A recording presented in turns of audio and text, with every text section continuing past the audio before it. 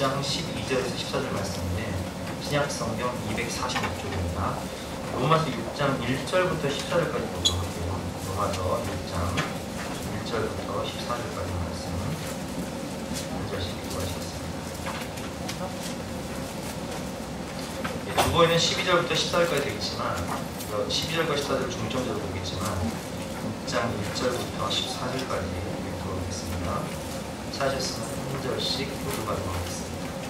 로마서 6장 1절에서 14절 말씀입니다.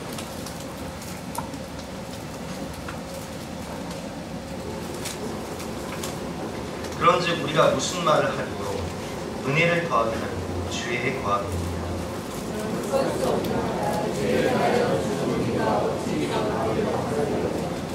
그리스도 예수와 합하여 세례를 받은 우리는 그의 죽으심과 합하여 세례를 받은 줄을 알지 못하느냐?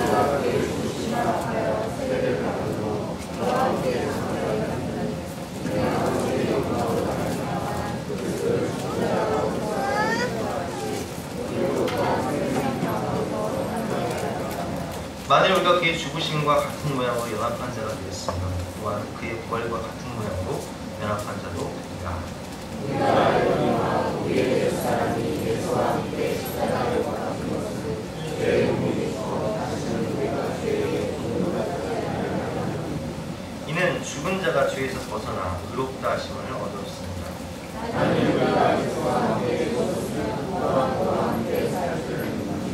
이는 그리스도께서 죽은 자 가운데서 살아나셨으니 다시 죽지 아니하시고 사망이 다시 그를 주장하지 못할 줄을 알노라.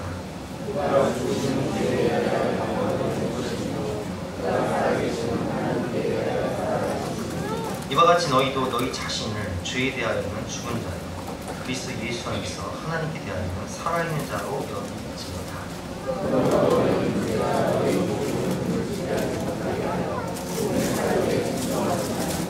또한 너희 지체를 불의의 무기로 죄에게 내주지 말며 오직 너희 자신을 죽은 자 가운데서 다시 살아난 자 같이 하나님께 드리며 너희 지체를 의의 무기로 하나님께 드리라.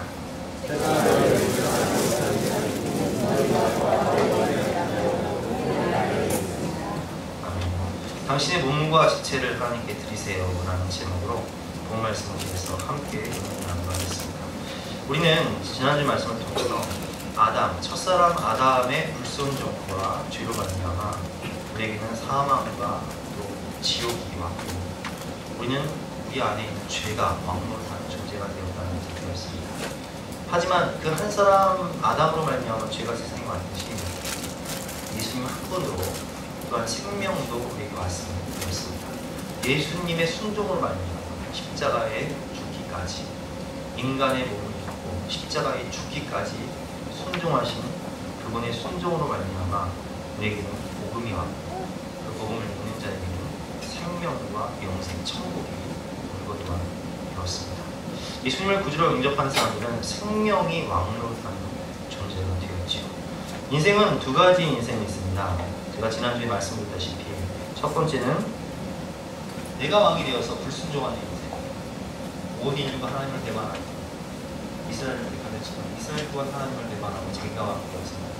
남이다 하지만 남이다 또한 하나님을 배반하고 아이와 아들을 함께 남은 자만 남고 이 남은 자 또한 되어서 예수님이 올 수밖에 없었던 불순종과 실패의 역사가 구약이라면 신약의 역사는 한 분 예수 그리스도가 성육신 인간의 몸을 입고 오셔서 하나님이신 그분이 인간의 몸을 입고 오셔서 죽기까지 순종하심으로 순종의 본을 보이심으로 12 제자가 예수님처럼 죽기까지 순종하고 또한 초대교회가 죽기까지 순종하고 열방의 교회들이 죽기까지 순종함으로 하나님을 왕으로 모시고 하나님 말씀에 순종함으로 영광과 승리의 역사를 쓰는 것이 신약입니다.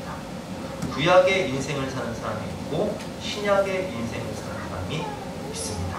여러분들은 어떤 분류라고 생각하십니까? 1970년대부터 80년대까지 부유층과 권력자만을 대상으로 수백억 원을 도둑질했던 대도 조모 씨가 있습니다. 너무 잘 보이는 조모 씨인데 그분은 15년 동안 징역형을 살면서 예수님을 믿게 되었고 또 출소한 후에는 신학 공부를 하고 주의 종이 되어서 많은 간증을 하고 한국과 일본 등을 다니면서 그분이 간증했던 기억이 좀 지금도 나는데요. 그런 그분이 2000년에 간증 집회차 일본을 방문했다가 옛 습성을 끊어버리지 못하고 도둑질을 하다가 잡혔어요. 그분이 얼마 전에 그 케이블 TV에 나와서 그런 말씀을 하시더라고요. 내가 그 도둑질한 것은 자기가 그 세콤 고문인데 이 세콤이 일본에서도 작동이 되는지 안 되는지 얼마나 빨리 오는지 시험하기 위해서 도둑질을 했다, 이 얘기를 하시더라고요. 그러더니 얼마 있다가 몇 달 후에 서울 서초동에 있는 한 아파트 1층의 빈집을 털다가 또 발각이 돼서 감옥 가셨어요. 그래서 좀 신기하던 거예요. 1970년대 우리나라의 조폭을 주름잡던 이분도 조시네요. 또 조모 씨가 계신데, 조 씨분도 죄송합니다. 하여튼 이 조모 씨 이분이 1980년대 조직 폭력들을 결성해서 전국을 주름잡다가 잡혔단 말이에요. 이분이 감옥에 있을 때 지극 정성으로 이분을 전도하던 그런 전도자가 있었어요. 여자분이. 이분하고 사랑을 하게 되어서 결혼도 하게 되었는데, 이분이 출소한 다음에는 서울에 있는 여의도 순복음교회 조용기 목사님의 주례로 결혼식도 올리고 세례도 받고 신학 공부까지 하고 간증도 다니고 TV 토크쇼에 나오고 자기의 인생을 영화한 영화도 만들어서 굉장히 참 많은 사람들에게 은혜를 끼치다고 그러셨는데, 얼마 있다가 1년이 채 안 돼서, 출소한 지 1년이 채 안 돼서 마약 종류 하나인 필로폰 밀반입 시도와 조직원 살해 지시 혐의로 또 감옥에 갇히게 되고, 그런 모습을 보았다는 거예요. 왜 그런 거죠?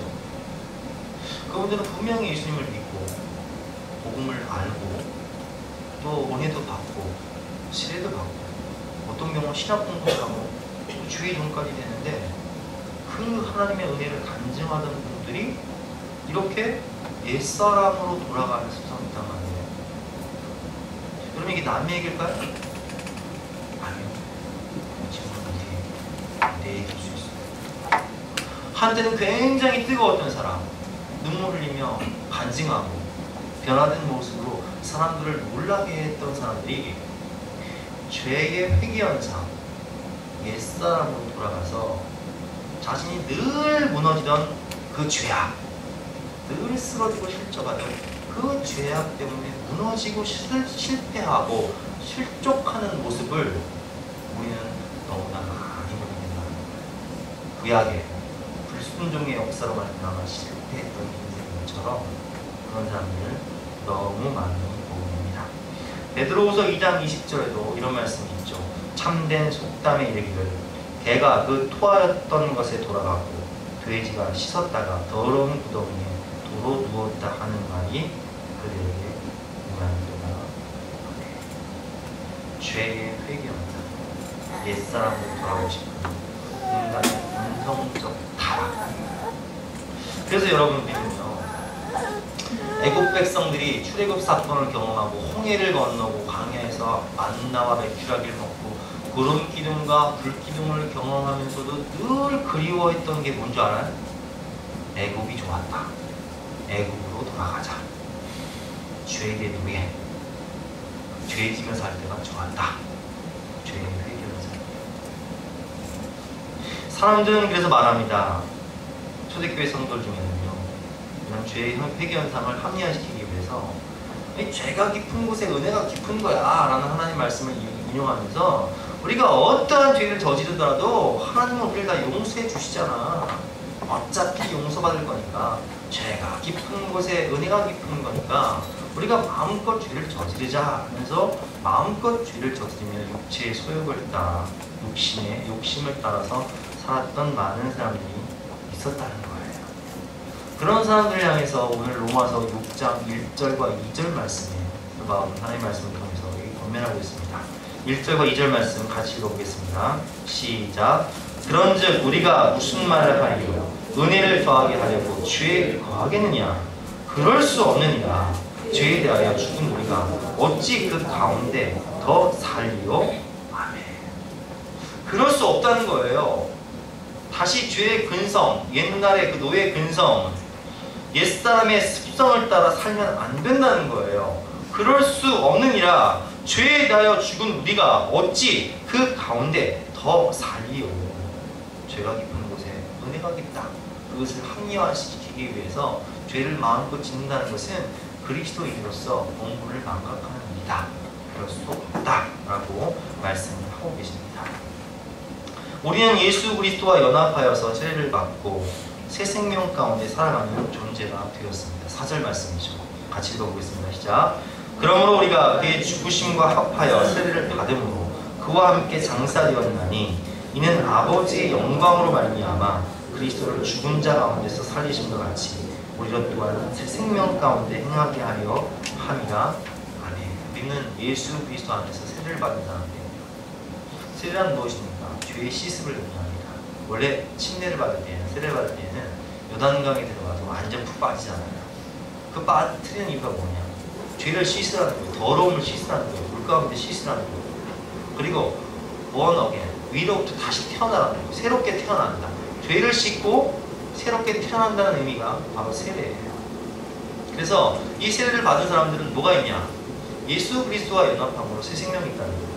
생명이 있는 것은 거슬러 올라갈 수 있지만 생명이 없는 것은 아무리 큰 물체라 할지라도 떠내려옵니다. 여러분, 고래라 할지라도요, 생명이 없으면 물을 거슬러 올라가나요? 떠내려오나요? 잘 이해가 안 되시나요? 고래가 죽었어요. 고래가 죽었는데 이게 거슬러 올라가요? 떠내려와요? 떠내려오죠. 왜? 생명이 없기 때문에. 하지만 작은 붕어일지라도, 요만한 붕어일지라도 생명이 있으면 물을 거슬러 올라가니까 떠내려오니까 거슬러 올라가요. 생명이 있는다는 것은 거슬러 올라가는 거예요. 세상 풍조, 세상의 물결은 떠내려옵니다. 죄악의 물결은 떠내려오는 거예요. 사탄 마귀는 문화를 통해서 TV 드라마, 인터넷, 스마트폰, 온갖 세상 문화를 통해서 악하고 더러운 것을 흘려보내요. 그럼 우리는 가만히 있으면 어떻게 돼요? 그 물에 떠내려가는 거예요.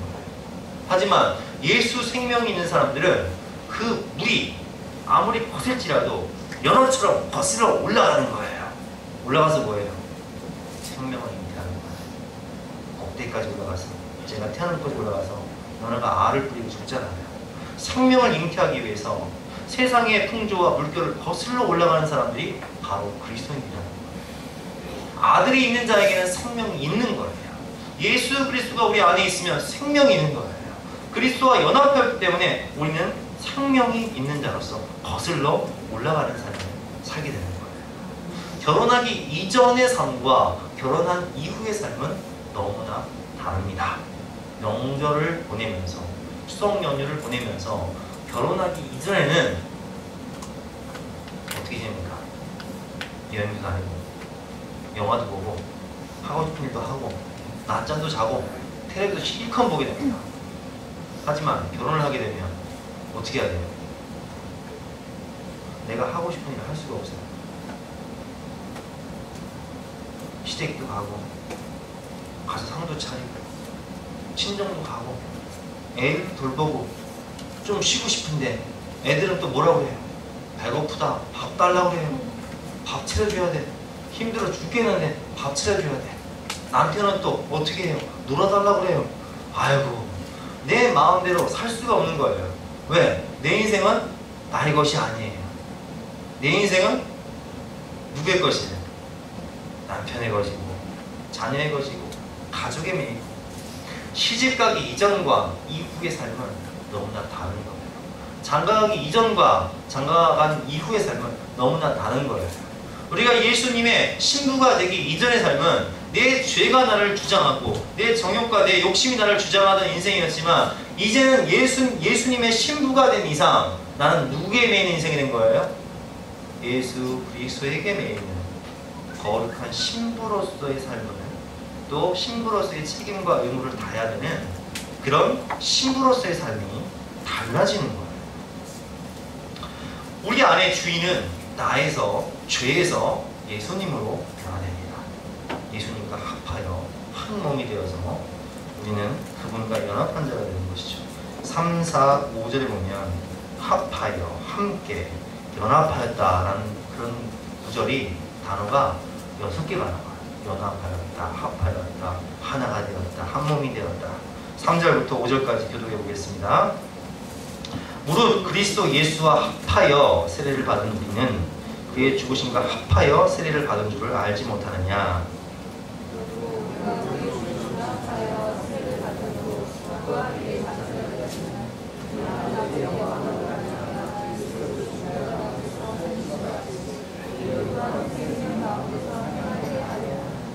되겠습니다. 만일 우리가 그의 죽으심과 같은 모양으로 연합한 자가 되었으면 또한 그의 부활과 같은 모양으로 연합한 자도 되리라. 아멘. 포도나무 되신 예수님 안에 우리는 예수님과 완전히 한 몸, 하나가 된 거예요. 그래서 이제는 내 인생은 나의 것이 아니라 나는 주님의 것이 돼요. 주님 뜻대로 살기로 해. 주님 뜻대로 살기로 했네. 주님 뜻대로 살기로 했네. 뒤돌아서지 않고 나는 죽고 내 안에 예수는 사는 거야. 죄가 왕으로 타던 내가 예수님이 왕으로 오시는 이제는 생명이 왕으로 타는 존재가 되어지는 것이죠. 존재의 정체성이 완전히 달라지고 우리는 죄에 대하여는 죽은 자요 하나님에 대하여는 살아있는 자로서 변화되는 것입니다. 11절 말씀이죠. 11절 말씀 같이 한번 읽어보겠습니다. 시작. 이와 같이 너희도 너희 자신은 죄에 대하여는 죽은 자요 그리스도 예수 안에서 하나님에 대하여는 살아있는 자로 여겨지십니다. 아멘. 우리는 죄에 대하여는 죽고 하나님에 대하여는 살아있는 자입니다. 우리 옛사람은 죽고 우리 새사람은 그리스도 안에서 살아나는 거예요. 우리가 너무 잘 알고 있는 어거스틴, 기독교 역사상 가장 위대한 성자라고 일컬어지는 어거스틴은 원래 10대에 방탕한 생활을 하면서 사생활을 낳았어요.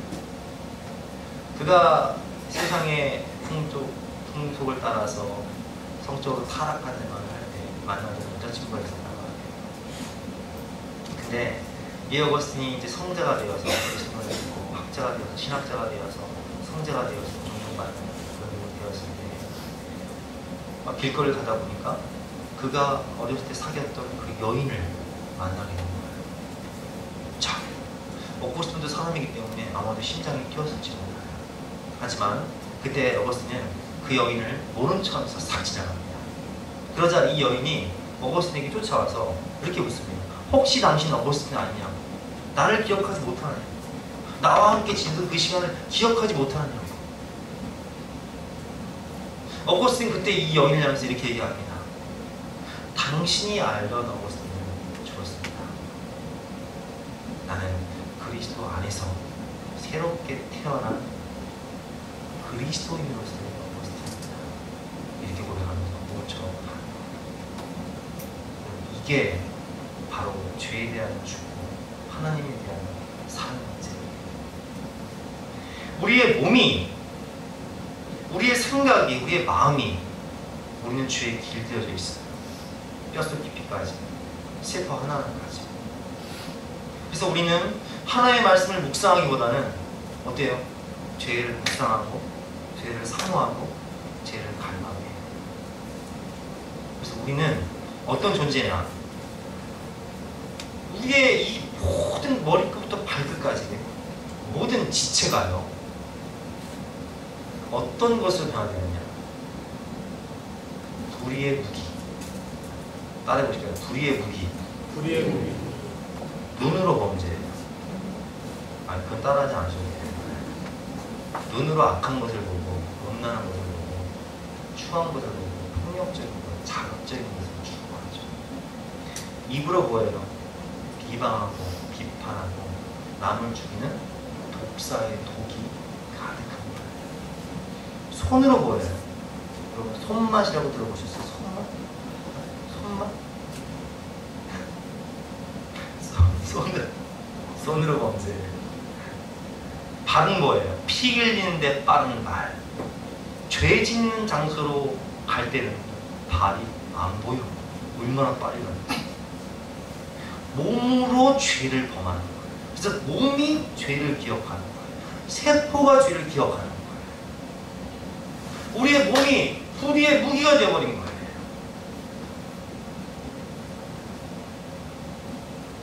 여러분, 같은 불이라고 해도 이 불이 누구의 손에 들려지냐에 따라서 생명을 살릴 수도 있고 이 불이 생명을 죽일 수도 있는 거예요. 제가 지난주에 예를 들었지만 대구 지하철 참사 때 그 불 하나로 인해서 몇 명이 죽었어요? 192명이 죽었어요. 같은 칼이라고 해도 이것이 생명을 살리는 의사의 손에 들어가면 그 칼로 수술을 해서 사람을 살리지만 그 칼이 강도의 손에 붙잡히게 되면 사람을 죽이는 흉악한 살인 도구가 되는 거예요.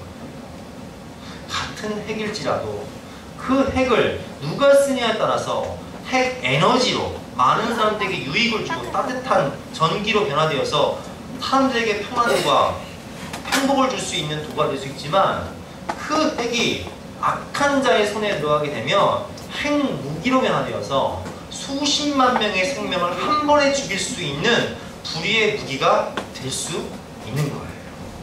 우리 자신도 마찬가지입니다. 우리의 몸도 마찬가지입니다. 우리의 지체도 마찬가지입니다.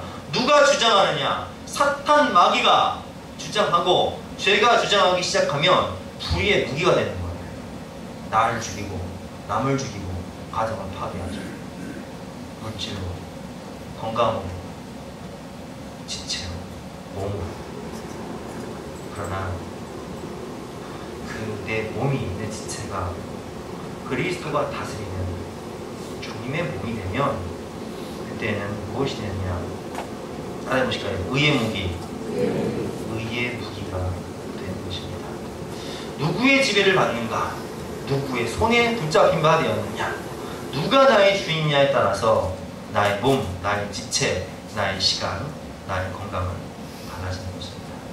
우리가 하나님을 마음으로 모시고 하나님께 순종할 때 아까 제가 도표를 보여드렸다시피 순종으로 말미암아 승리와 영광을 경험하게 되는 인생으로 펼쳐지게 되는 것입니다.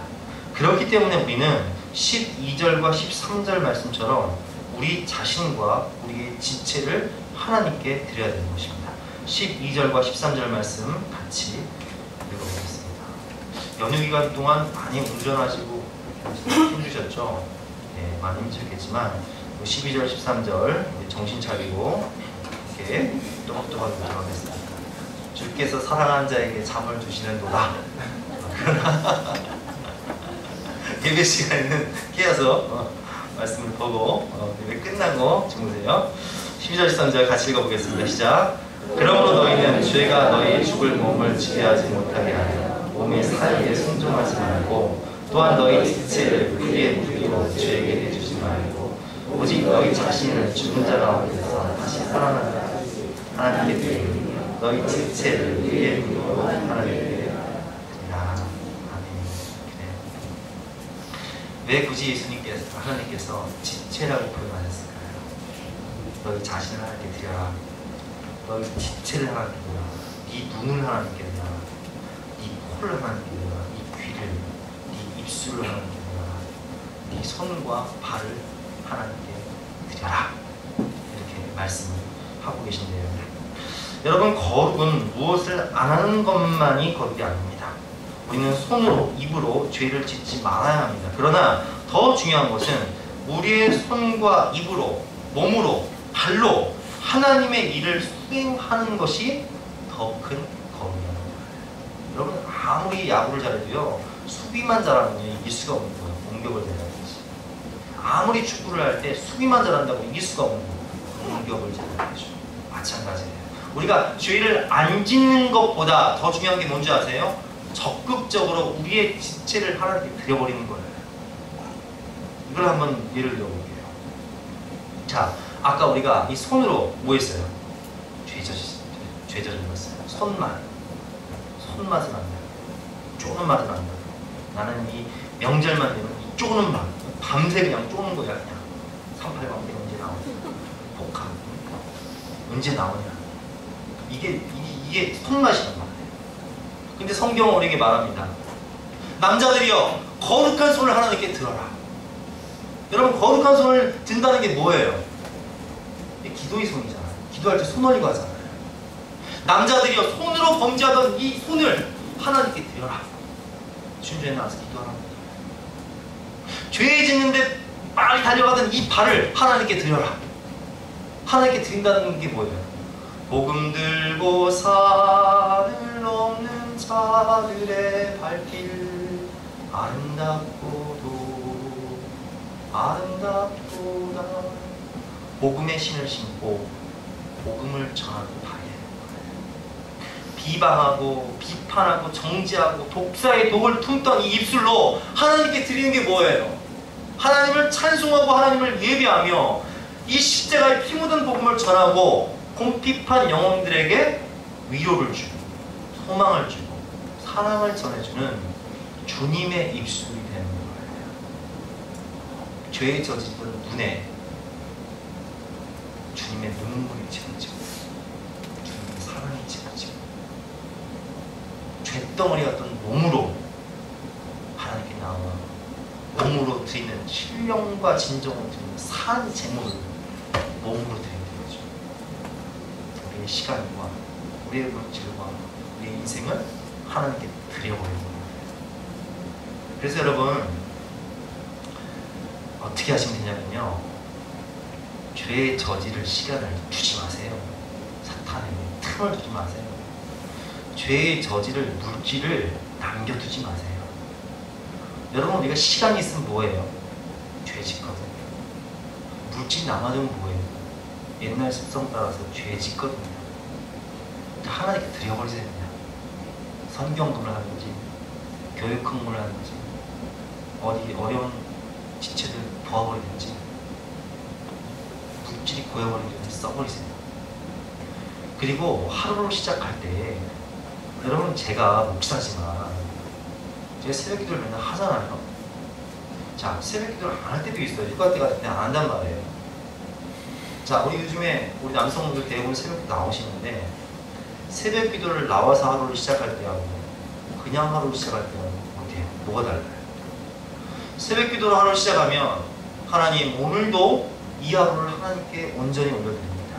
하나님, 제가 이런 일정들이 있고 이런 사람들을 만나야 되고 이런 일을 해야 되는데 주님, 제 마음과 생각을 지켜주시고 제가 가지 말아야 할 것은 가지 말게 하시고 해야 할 일은 지혜롭게 해주시되 성령께서 인도하여 주시옵소서. 이렇게 기도하기 때문에 하루가 누구의 것이 돼요?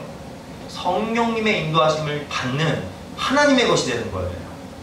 그런데 오늘은 아이고 늦잠 잤네, 빨리 밥 먹고 뉴스 좀 보고 나가봐야지 하면서 이제 운전하고 나간단 말이에요. 차가 막혀. 끼어들긴 하네. 예이 팡팡 하면서 여기서 입에서 뭐가 나와요? 막 욕이 나오고 혈기가 나오고 죄가 나를 주장하기 시작하죠. 죄성이 나를 주장하기 시작하죠. 그래서 여러분, 우리가 하루를 시작할 때 어떻게 돼요? 하루를 시작하기 위해서 하나님께 첫 시간을 드리는 거예요. 일주일을 시작할 때 어떻게 해야 돼요? 주일날 예배를 하나님께 드리는 거예요. 영성훈련을 통해서 말씀을 배우고 큐티를 하면서, 여러분, 큐티를 할 때와 안 할 때의 차이가 뭐예요? 그래도 큐티를 하면 하나님 말씀을 묵상하게 되고 듣게 되고 외우게 되고 순종하게 되고 적용하게 되고 몸부림을 치게 되는 거예요. 안 하면 뭐예요? 누가 왕이 돼요? 내가 왕이 됩니다. 죄가 왕이 되는 거죠. 내 생각 따라, 죄성 따라, 육체의 소욕 따라.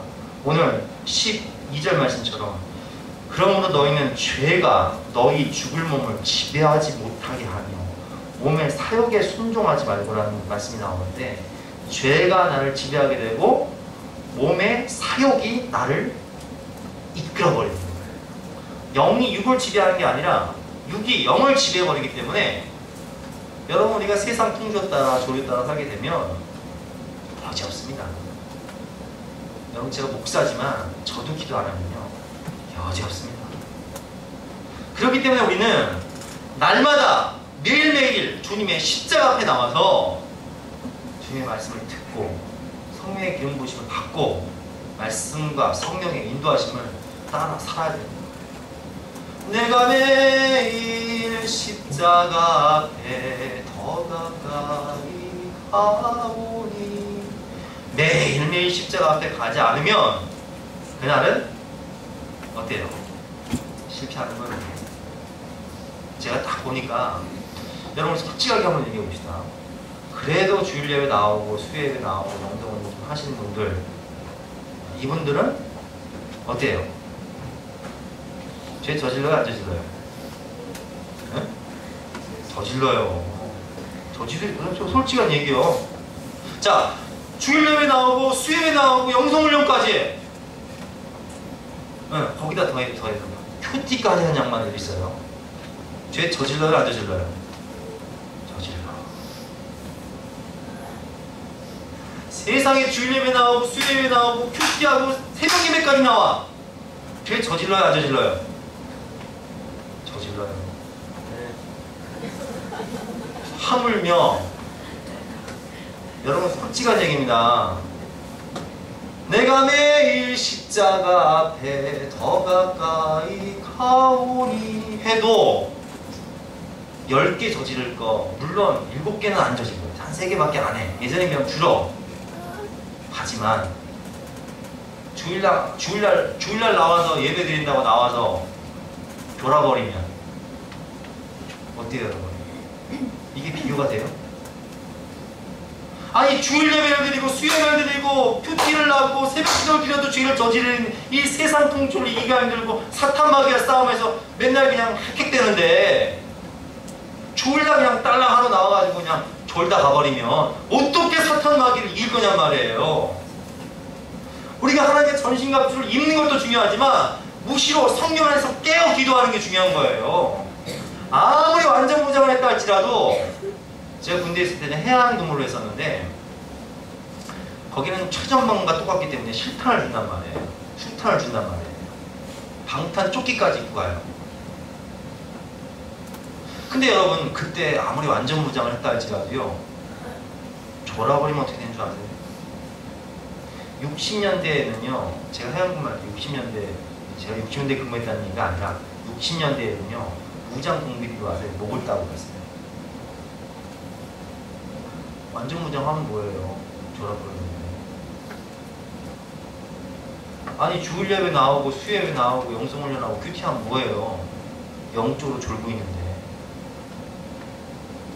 맨 기도한다고 졸고 가는데 사탄마귀 이길 수 있냔 말이에요. 무시로 성령 안에서 깨어 기도해야 돼요. 그래서 여러분, 우리는 날마다 내 몸을 드리고 내 마음을 드리고 내 시간을 드리고 물질을 드리되 신령과 진정으로 예를 드려야 돼요. 온전히 하나님께서 나를 주장하시고 인도하실 수 있도록 전적으로 말씀에 순종하고 성령의 인도하심을 받을 수 있도록 내 자신을, 내 눈, 내 코, 내 입술, 내 귀, 내 손, 내 발, 내 모든 지체를 하나님께 드리고 있어요. 그러면 이제는 더 이상 죄가 나를 지배하는 것이 아니라 주님이 다스리신 하나님의 말씀이 통치하는 의의 무기가 되는 것입니다. 여러분, 솔직히 저도 이 말씀을 준비하면서 참 마음이 힘들었어요. 왜냐하면 우리가 지금 솔직한 얘기로 고백했듯이 세상에 주일 예배를 드리고 수요 예배 드리고 영성훈련 받고 제자훈련 받고 새벽기도 한다는 사람들도 죄와 싸움하는 게 쉽지 않거든요. 목사인 저 자신도 하나님 말씀을 얼마나 잘 알아요. 그런데 죄에 무너질 때가 많거든요.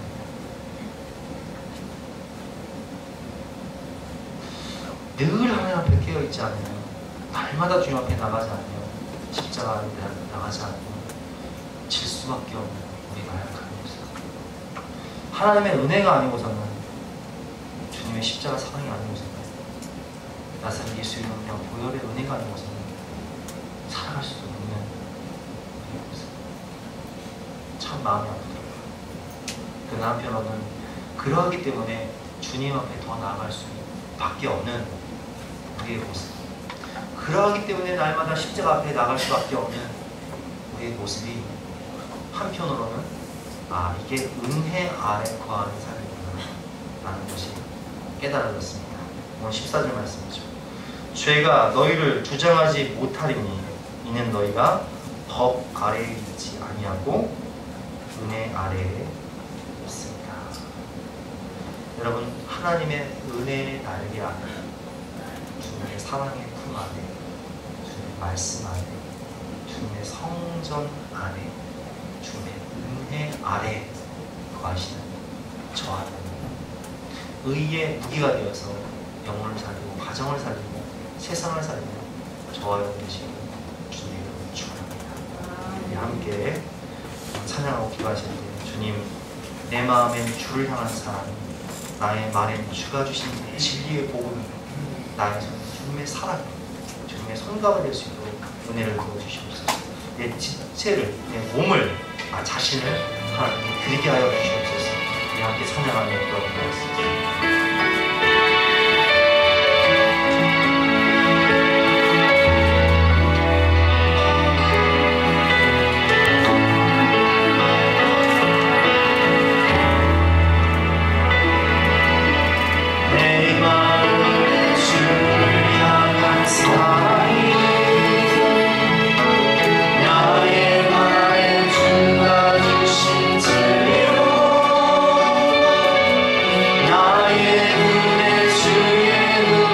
Oh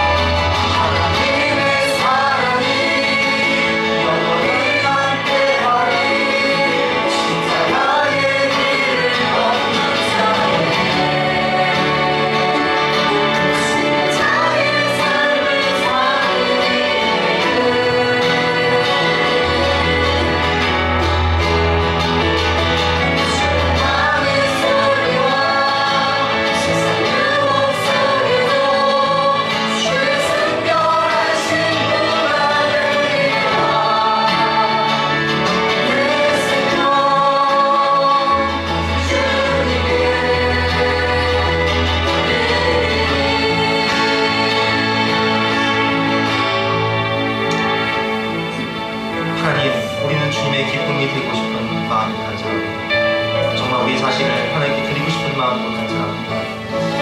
그런데 왜 이렇게 우리는 죄와 사탄의 노예가 되었어? 우리 입술로 많은 사람들을 죽이고 우리의 눈으로 많은 더럽고 추하고 악한 것들만 바라보며 우리의 귀로 듣지 말아야 할 것들만 추구하며 살아갔는지, 우리의 이 손과 발로 얼마나 죄 짓는데 빨리 달려가며 이 손으로 추하고 더러운 짓을 하며 살았지. 하나님, 우리를 불쌍히 여겨주시옵소서. 이 시간 우리가 온전히 우리의 손과 발과 눈과 코와 귀와 입을, 우리의 지체를, 우리 자신을 하나님께 드릴 때 하나님, 우리의 모든 것이 하나님 안에서 의의 고기로 변화되어서 영혼을 살리고 세상을 치유하는 주님의 몸된 교회의 후가 될 수 있도록 주여 은혜를 베풀어 주시옵소서.